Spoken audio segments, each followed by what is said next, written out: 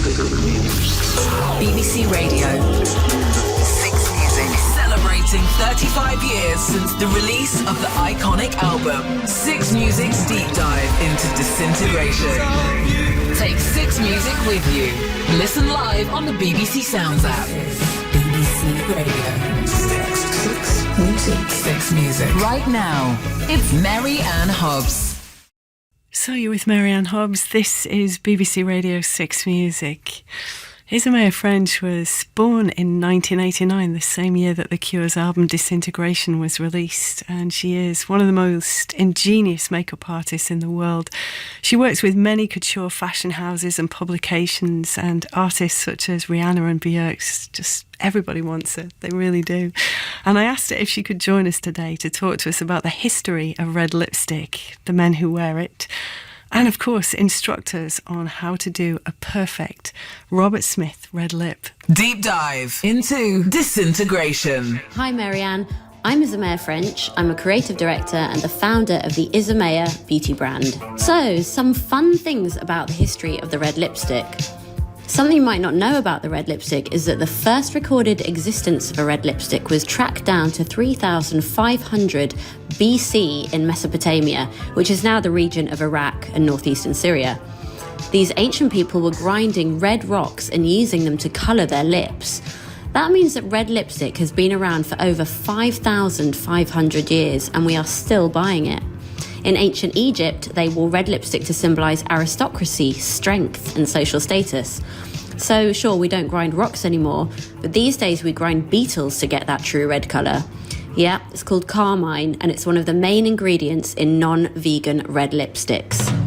I love red lipstick because red is one of the very rare colours that suit every single type of skin tone.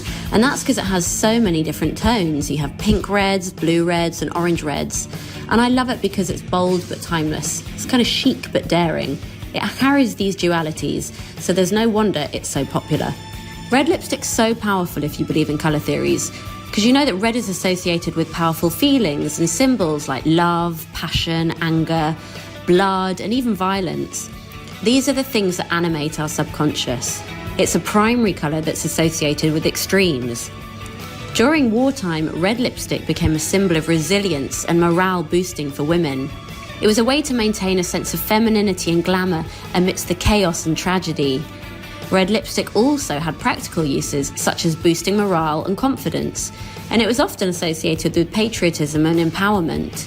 Additionally, red lipstick served as a form of defiance against the hardships of war.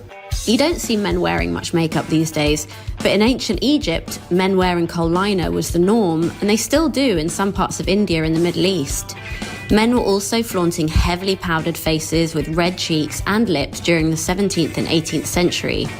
Nowadays, there's a stark contrast between the world of the arts, where male rock stars, stage performers and dancers wearing makeup's widely accepted, and then the real world, where makeup is still seen as a woman's business, particularly the red lip. Nowadays, we get so bored of everything so quickly, so I'm fascinated by people who commit to one look for a lifetime, a bit like Robert Smith. It's a really strong statement, and I like how he's paired it with a smoky eye and quite mad hair. It just means that he totally owns his look. To get a really good Robert Smith-esque smear, use a strong matte lipstick with a high level of pigment, like Cardinal, which is a classic red, and go and snog one of your friends for at least 15 seconds. That really is the best way to wear it. It's The Cure with Lullaby.